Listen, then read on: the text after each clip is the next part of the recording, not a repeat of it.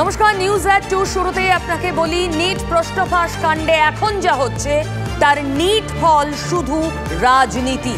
উত্তাল সংসদ, সেখানে কেন্দ্রীয় শিক্ষামন্ত্রী ধর্মেন্দ্র প্রধানের পদত্যাগ দাবিতে সোচ্চার বিরোধীরা, সোচ্চার।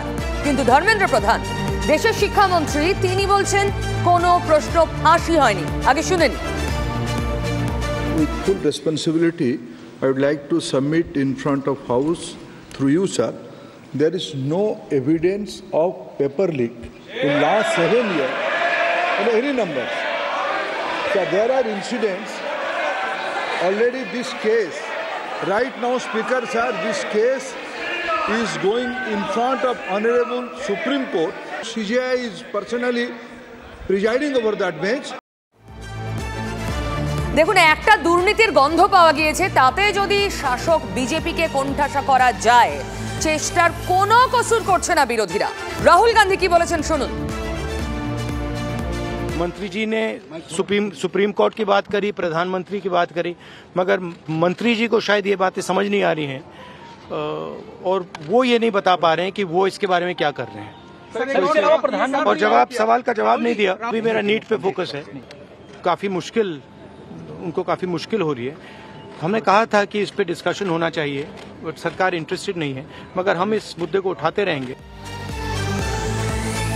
রাহুল গান্ধী কথা স্পষ্ট করলেন, আগামী দিনে কংগ্রেস এই ইস্যুতে ছেড়ে কথা বলবে না এবং লাগাতার এই ইস্যু নিয়ে তারা বিজেপিকে বিঁধবে। সুতরাং এটা একটা অস্বস্তির কাঁটা হয়ে রইল, যার নাম নিট, বিজেপির জন্য। আর আমাদের রাজ্যে শাসক দল তৃণমূল শিক্ষায় দুর্নীতিতে জেরবার, এটাই তো অভিযোগ। আপাদমস্তক কলঙ্কের পাঁক, দুর্নীতির পাঁক, এটাই তো অভিযোগ তাদের গায়ে লেগে রয়েছে। এই অবস্থায় যদি নিটের মতো একটা অস্ত্র হাতে আসে, আর কি চাই? গতকাল 21শে জুলাইয়ের মঞ্চে পর্যন্ত অভিষেক ব্যানার্জি বলেছেন, শুনুন। এসএসসি কেলেঙ্কারি বা টেট, তথাকথিত এসএসসি বা টেট কেলেঙ্কারির নাম করে যদি পার্থ চ্যাটার্জির বাড়িতে রেড করে ইডি তাকে গ্রেপ্তার করে, তাহলে স্বাধীন ভারতবর্ষের সর্ববৃহৎ কেলেঙ্কারি নিট কেলেঙ্কারি, সেই নিট কেলেঙ্কারিতে প্রশ্নপত্র ফাঁস হওয়ার কারণে ইডি কেন ধর্মেন্দ্র প্রধানের বাড়িতে রেড করে তাকে অ্যারেস্ট করবে না? কেন এই দ্বিচারিতা? দেখুন, বিষয় যা হচ্ছে তা খুবই প্রত্যাশিত। শাসকের দিকে অভিযোগের আঙুল বিরোধীদের, আর শাসক বলছে না এরকম কিছু হয়নি, একদম চেনা স্ক্রিপ্ট মেনে এগোচ্ছে রাজনীতি। কিন্তু নিট ফল কি? চলুন এ নিয়ে কথা বলি। আমার সঙ্গে রয়েছে সুমন মহাপাত্র, আমার সহকর্মী। সুমন, আমি তো নিট যে কেলেঙ্কারি, দুর্নীতি অভিযোগ যাই বলি, তার নিট ফল রাজনীতি ছাড়া কিছু দেখছি না। সমস্যার সমাধান হলো, কারণ সুপ্রিম কোর্ট দুদিন আগেও বলেছে এখনো ওর মধ্যে দুর্নীতির পোকা, দুর্নীতির গন্ধ রয়েছে। দেখো, নিটের ক্ষেত্রে যে বেনিয়ম হয়েছে, দুর্নীতি হয়েছে, তা অনেকাংশে স্পষ্ট হয়ে গিয়েছে। তার কারণ আর রাজ্যের বিভিন্ন তদন্তকারী সংস্থা এবং কেন্দ্রের তদন্তকারী সংস্থা, তারা একাধিক বড় মাথাকে কিন্তু গ্রেপ্তার করতে পেরেছে এবং পরিষ্কারভাবে জানা গেছে যে প্রশ্ন ফাঁস না হলেও প্রশ্ন ফাঁসের মতন কিছু না একটা ঘটনা ঘটেছিল, যার ফলে ছাত্রছাত্রীরা উপকৃত হয়েছিলেন। প্রশ্ন ফাঁস কাকে বলে? যখন পুরো প্রশ্ন পেপার চলে আসে, পুরো প্রশ্ন পেপার না এলেও কিছু প্রশ্ন হয়তো বাইরে চলে এসেছিল, যার ফল কিন্তু ছাত্রছাত্রীরা পেয়েছে। অর্থাৎ নিট পরীক্ষাকে কেন্দ্র করে বেনিয়ম ধরা পড়েছে, যেটা সুপ্রিম কোর্টেও কিন্তু সম্মানীয় বিচারকরা বলেছেন, বিচারপতিরা। সেই জায়গায় দাঁড়িয়ে তারা বলছেন এর ব্যাপ্তি কতটা সেটা খতিয়ে দেখতে হবে, তার উপর নির্ভর করবে নিট পরীক্ষা আদৌ বাতিল হবে কি হবে না। অর্থাৎ দুর্নীতি রয়েছে তা স্পষ্ট, এবং তারপরেই হাতে অস্ত্র পেয়ে গেছে বিরোধীরা। রাহুল গান্ধীর বক্তব্য শোনালে, অভিষেক বন্দ্যোপাধ্যায়ের বক্তব্য শোনালে, অভিষেক বন্দ্যোপাধ্যায়ের দল যখন এসএসসিতে বিদ্ধ, তারা নিটকে হাতিয়ার করছেন। আবার রাহুল গান্ধীরা, বিরোধীরা, তারা সবে একটা অস্ত্র পেয়েছেন, সেটাকে এত সহজে ছেড়ে দেবেন না। ফলে সংসদে তারা উত্তাল একটা অবস্থা তৈরি করার চেষ্টা করছেন। ধর্মেন্দ্র প্রধানরা পিঠ বাঁচানোর চেষ্টা করছেন। সব মিলিয়ে রাজনীতি হচ্ছে। অন্যদিকে নিটের কাউন্সেলিং হচ্ছে, নতুন করে যারা পরীক্ষা দিয়েছিলেন তারা ফের কাউন্সেলিংয়ে বসছেন। অর্থাৎ আলটিমেটলি নিটের মতন হয়ে গেল, রাজনীতির মতো চলছে। নিট ফল জিরো। সুমন, অনেক ধন্যবাদ তোমাকে। চলুন, শ্যামল ভট্টাচার্য, রাজনীতির বিশ্লেষক, আমার সঙ্গে রয়েছেন। শ্যামলবাবু, আপনি কোনো আশা দেখতে পাচ্ছেন? তদন্ত হচ্ছে, যাই হচ্ছে, ধরপাকড় যাই হচ্ছে, আসলে রাজনীতির ইন্টেনশনটা কি? রাজনীতি করা, এটা যতক্ষণ না সমাধান হবে, রাজনীতিটা জিয়ে থাকবে।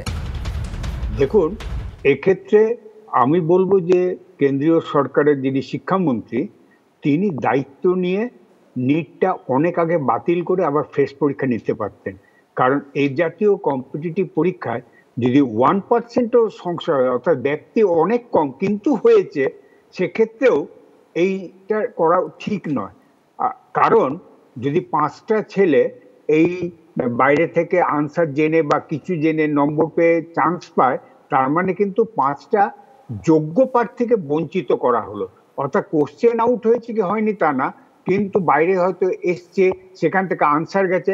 কারণ আমরা দেখতে পাচ্ছি যে মধ্যপ্রদেশের একটা জায়গায় না, কিন্তু ধর্মেন্দ্র প্রধান তো পরিষ্কার সংসদে দাঁড়িয়ে ডকুমেন্টেড বললেন এরকম কোনো প্রশ্ন ফাঁস হয়নি। যে ব্যক্তিতে বিরোধীরা আক্রমণ করছে সেই ব্যক্তির কোনো অভিযোগই থাকার কথা নয় বলছেন কেন্দ্রের মন্ত্রী। উচ্চ মাধ্যমিক ওখানকার যে গুজরাটে হায়ার সেকেন্ডারিতে ফেল করে গেল, সে নিটের পরীক্ষায় 701 পেল। এগুলোই তো মানে সবসময়তে যে আপনাকে হাতে নাতে ধরতে হবে তা না, সংশয়। কিন্তু শ্যামল বাবু, কে কাকে বলবে? আমাদের রাজ্যে দুর্নীতির মানে আপাদমস্তক শিক্ষায় নিয়োগে দুর্নীতির অভিযোগ এই সরকারের বিরুদ্ধে। তারা যখন সুর চড়ায়, শাসক এবং বিরোধী দুদলই তারা চিৎকার করবেন, রাজনীতি করবেন, মধ্যে থেকে বিপদে পড়বে ছাত্ররা। একদম এইটা হচ্ছে কি আমাদের দেশের এখন অবস্থা। সঙ্গে থাকুন, একদম এটাই খাঁটি কথা যে যারা ভোগার তারা ভুগে যাবে, আর রাজনীতির নামে চলতে থাকবে। তবে এই যখন হইহট্টগোল নিট নিয়ে যখন এককাট্টা সমস্ত বিরোধী শাসক বিজেপির বিরুদ্ধে, তখন সংসদের বাইরে এসে প্রধানমন্ত্রী নরেন্দ্র মোদী বললেন এই পরম্পরা, এই সংস্কৃতি চলতে পারে না যে দেশের প্রধানমন্ত্রীকে 2.5 ঘন্টা ধরে বলতে না দেওয়ার চেষ্টা করে যাবে বিরোধীরা, তাও সংসদে দাঁড়িয়ে।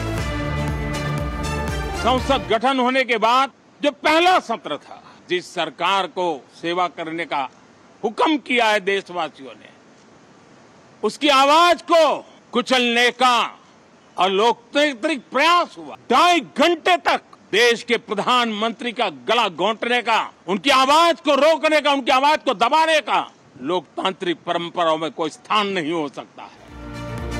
দেখুন, প্রধানমন্ত্রী যে সময়ের কথা উল্লেখ করলেন তা ছিল একদমই 18তম লোকসভার প্রথম অধিবেশন, এবং জবাবি ভাষণে বলছিলেন, রাষ্ট্রপতির জবাবি ভাষণে বলছিলেন প্রধানমন্ত্রী নরেন্দ্র মোদী। সেই সময় সব বিরোধীরা এককাট্টা হয়ে সুর চড়িয়েছিলেন, যেখানে আমাদের রাজ্যের তৃণমূল কংগ্রেসের প্রতিনিধিরাও ছিলেন। ফলে আজ যখন প্রধানমন্ত্রী অভিযোগটা করছেন, স্বাভাবিকভাবে তৃণমূল মুখ খুলেছে। ডক্টর শান্তনু সেন, শুনুন। যিনি নিজে বিগত 10 বছর স্বৈরাচারী, স্বেচ্ছাচারী, তুগলকি, ফ্যাসিস্ট, হিটলারি প্রথা কায়েম করে পার্লামেন্টারি ডেমোক্রেসিকে নষ্ট করে দিয়ে, কোঅপারেটিভ ফেডারালিজমকে স্তব্ধ করে দিয়ে বিরোধীদের কণ্ঠ রোধ করে পার্লামেন্ট চালিয়েছেন। দ্রব্যমূল্য বৃদ্ধি থেকে মণিপুর ইস্যু বলুন বা নিট কেলেঙ্কারি নিয়ে বিরোধীদের বারবার জমা দেওয়া 267 নোটিশের মান্যতা দেওয়ার কোনো প্রয়োজন মনে করেননি। তিনি যখন এই ধরনের কথাগুলো বলেন তখন আস্তাবলের ঘোড়ারাও হেসে ওঠে। তবে বিজেপি যে শুধু নিট নিয়ে একটা অস্বস্তির মধ্যে পড়েছে এমন নয়। বিজেপির একের পর এক নেতারা প্রকাশ্যে মুখ খুলছেন, এবং মুখ খুলছেন নিজেদের দুর্বলতাটাকে প্রকাশ করার জন্য। দিলীপ ঘোষ আপনারা জানেন, অলরেডি তিনি অনেক কথা বলেছেন। এবার অর্জুন সিংও বললেন বিজেপির সাংগঠনিক দুর্বলতা আছে, অস্বীকার করার জায়গা নেই।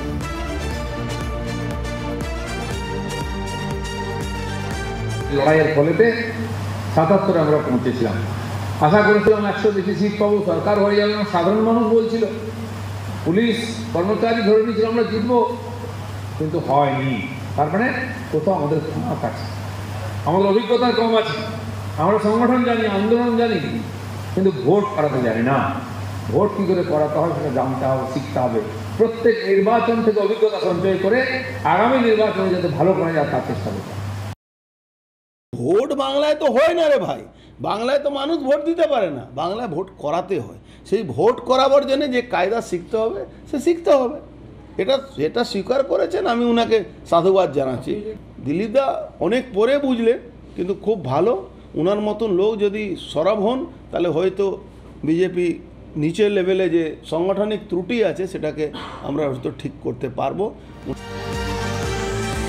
দিলীপ ঘোষ বলছেন বিজেপিতে ভোট করানোর লোক নেই। দিলীপ ঘোষ কি বলতে চাইলেন? তার আমলে 3 থেকে 77 হওয়া, তার আমলেই যতটুকু ভোট বেড়েছে, তার মানে বিজেপিতে এখন যারা চালাচ্ছেন তারা ভোট করতে জানেন না, তাই আসন একের পর এক ভোটে কমছে। দেখুন, অর্জুন সিংও কিন্তু কার্যত শিলমোহর দিয়ে দিলেন এই তত্ত্বে। গতকাল দিলীপ ঘোষ, আজ অর্জুন সিং, আর এতে তৃণমূলের পোয়া 12। অরূপ চক্রবর্তীর কথা শুনুন। ওই বাংলা একটা প্রবাদ আছে না, পরের ছেলে পরমানন্দ, যত উচ্ছন্নে যায় তত আনন্দ। শুভেন্দু হয়তো সংগঠন শিখেছে মমতাদির থেকে, শুভেন্দু হয়তো রাজনৈতিক দক্ষতা শিখেছে মমতাদির দল করতে গিয়ে, একটা শাখা সংগঠন করতে গিয়ে। কিন্তু বিজেপির ঘরানা তৃণমূলের ঘরানাটা সম্পূর্ণ আলাদা। দুটো ঘরানার মধ্যেও মিলমিশ খারাপ না পেরে যেটা হয়েছে, বিজেপির আদি যারা কর্মী তারা আজকে বঞ্চিত, তারা জেলায় জেলায় বসে পড়েছে। এই জন্য আমি বলছি শুভেন্দুর মতো নেতা যত লিডার অফ অপোজিশন থাকে, যত বিজেপির দায়িত্বে থাকে, তত তৃণমূলের লাভ, তৃণমূলের কাছেও লক্ষ্মী পেঁচা। চলুন আর একটু কথা বলে নিই। প্রদীপ তো আমার সঙ্গে রয়েছে। প্রদীপ, তো এই যে একের পর এক নেতারা বারবার দুর্বল, সংগঠন দুর্বল, কোথাও নিজেদের ব্যর্থতাটা তারা সামনে আনছেন, কিন্তু এই ব্যর্থতা, যেমন দিলীপ ঘোষ হয়তো বলতে চাইছেন এখন যারা দল চালায় তারা কেউ ভোট করতে জানেন না, নিজেকে কোথাও আলাদা করে নেওয়া, এই প্রক্রিয়াটাও তো একই সঙ্গে চলছে।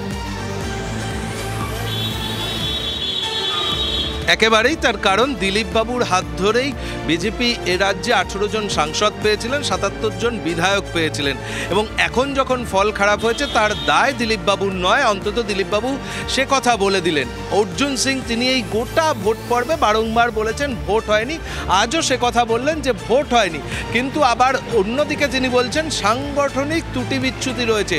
তাহলে সংগঠনটা রয়েছে সুকান্ত মজুমদারের হাতে, তার কারণ শুভেন্দু অধিকারী তিনি বারংবার বলেছেন যে তিনি বিরোধী দলনেতা, তিনি সংগঠনটা দেখেন না। অর্থাৎ কোথাও গিয়ে একে অপরকে যেমন নিশানা করা হচ্ছে, তুমি যেমনভাবে বললে যে নিজেকে আলাদা করে নেওয়া, প্রত্যেক নেতাই হয়তো আলাদা করে নেওয়ার কাজটা করছেন, যে এখানে আমার কোনো দায় ছিল না, দায় ঠেলাঠেলি চলছে, কিন্তু আদতে বিজেপির এখানে কোথাও কোনো লাভ হচ্ছে না। অন্তত নেতৃত্বের মধ্যের যে বিভাজন বারবার সামনে চলে আসছে, সেটা সুকান্ত মজুমদার কাকে খোঁচা দিচ্ছেন হয়তো তিনি স্পষ্ট বলতে পারবেন, কিন্তু তিনি কাউকে একটা খোঁচা দিচ্ছেন। শুভেন্দু অধিকারী তিনি কোথাও গিয়ে তিনি যে ধরনের মন্তব্য করছেন সেটা কি দিলীপ ঘোষের দিকে কিনা, সেটা নিয়ে কাটাছেঁড়া চলছে, এবং এই কাটাছেঁড়াটা কিন্তু 4 জুনের পর থেকেই ক্রমশ বাড়তে থাকছে। কোথাও গিয়ে লাগামটাও কি কেন্দ্রীয় নেতৃত্ব ধরছেন না, তার ফলেই কি এই সাংগঠনিক ত্রুটি বিচ্যুতির কথা বারংবার সামনে নিয়ে আসছেন। এবং দিলীপ বাবুর আমলে ভোট তারা করাতে পেরেছিলেন, তাই হয়তো তারা 77-এ, এবং তারা দিলীপ ঘোষই ভোটটা বোঝেন, বাকিরা বোঝেন না। প্রদীপ তো সঙ্গে থাকো, আমি আবার আসবো। আমি শ্যামল বাবুর কাছে আসি। শ্যামল বাবু, সত্যিই তো তালমিল নেই।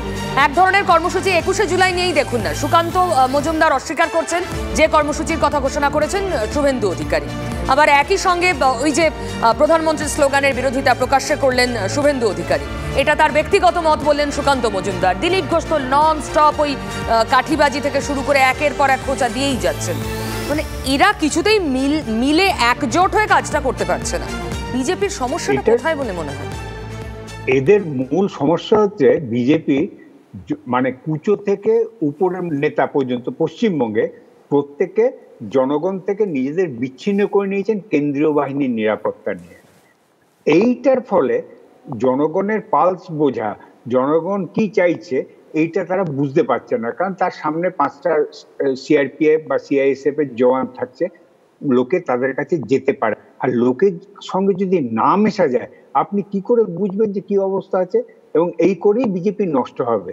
বিজেপিতে এমন অনেক লোক আছেন যারা নিজেদের নেতা বলে ক্লেম করেন, কোনো সাংগঠনিক পদে নেই, কোনো প্রশাসনিক পদে বা এমএলএ এমপি নন, তাদেরও 3-4টে করে সিকিউরিটি, এবং সেগুলো সব কেন্দ্রীয় নিরাপত্তা। এ নয় যে স্টেট পুলিশ থেকে খবর এসছে যে একে সিকিউরিটি দিতে হবে, তার জন্য সিকিউরিটি দেবে, নয়। এর ফলে এরা জনগণ থেকে নিজেদেরকে বিচ্ছিন্ন করেছেন, এবং যে মাথা থেকে এইটা বেরিয়েছে, যেদিন 77 জন বিধায়ক হলো, পরদিনই তাদের জন্য কেন্দ্রীয় নিরাপত্তা আসলো। আমাদের রাজ্যপাল তিনি কেন্দ্রীয় নিরাপত্তার মধ্যে থাকবেন, রাজ্য নিরাপত্তায় থাকবেন না। যত এখানকার অফিসার তাদের সরিয়ে দিলেন, তিনি তার দেশ থেকে তার অফিসারদের নিয়ে আসলেন। এইগুলো করে উনি কি করে জনগণের কাছ থেকে খবর পাবেন? আপনি বড় ভালো কথা বলেছেন। সত্যি এমন অনেক নেতা রয়েছেন যাদের কোনো পদ নেই, কিন্তু AK-47 ধারী নিরাপত্তা রক্ষী তাদের ঘিরে রাখেন। এটাই কোথাও জনগণ থেকে বিচ্ছিন্ন করছে না? তো জানি না, এটা হয়তো এখন ভাবার সময় এসে গিয়েছে, তবে ভাবার সময় তো তৃণমূলেরও এসে গিয়েছে। কারণ অভিষেক ব্যানার্জি 21-এর মঞ্চে প্রবীণদের কথা বললেন। অভিষেক ব্যানার্জির মুখে প্রবীণদেরও পথে নামতে হবে এই বার্তা, প্রবীণদের সঙ্গে সমন্বয়ের বার্তা দিলেন অভিষেক ব্যানার্জি। ঠিক কি বলেছিলেন আগে শুনবো। যারা নতুন তৃণমূলে এসছেন তাদেরকে তৃণমূলের রাম নেত্রীর লড়াই ইতিহাস সম্পর্কে জানতে হবে, সামঞ্জস্য রেখে করতে হবে। পুরনোদের অভিজ্ঞতা আর নতুনদের উৎসাহ উদ্দীপনা, দুটোই তৃণমূলের একই বৃন্তে দুটো কুসুম। চলুন এই নিয়ে আরেকটু কাটাছেড়া করি। সৌরভ গুহ আমার সহকর্মী আমার সঙ্গে আছে। সৌরভ, আমি তো মনে করতে পারছি না অভিষেকের সাম্প্রতিক কোনো বক্তৃতায় প্রবীণদের অভিজ্ঞতাকে কাজে লাগাতে হবে এই বাক্য উনি ব্যবহার করেছেন, কিন্তু 21শে জুলাইয়ে কি এটা কোনো অ্যাডেড মেসেজ যা অভিষেক দিতে চাইলেন? দেখো, এর আগে অভিষেক বন্দ্যোপাধ্যায় বলেছিলেন যে মানুষের সঙ্গে যারা সংযোগ রাখবেন তাদেরকে দলে প্রাধান্য দেওয়া হবে, এবং যেমন সৌগত রায় তিনি কিন্তু নবীন প্রজন্মের অর্থাৎ অভিষেক ঘনিষ্ঠ নেতা বলে পরিচিত ছিলেন, কিন্তু সামগ্রিকভাবে 21শে জুলাইয়ের মঞ্চে দাঁড়িয়ে লোকসভা নির্বাচন এবং বিধানসভা উপনির্বাচনে এই জয়ের পরে যখন 26-এর বিধানসভা নির্বাচনের প্রস্তুতি নিচ্ছে তৃণমূল কংগ্রেস, সেখানে দাঁড়িয়ে নবীন প্রজন্মের সবথেকে গুরুত্বপূর্ণ নেতা যার হাতে দলের রাশ, তার মুখে নবীনদের গুরুত্ব দেওয়ার বার্তা, এটা নিঃসন্দেহে একটা গুরুত্বপূর্ণ বার্তা। এবং একই সঙ্গে মমতা বন্দ্যোপাধ্যায়ও কিন্তু নবীন প্রবীণ সমন্বয়ের কথা বলছেন।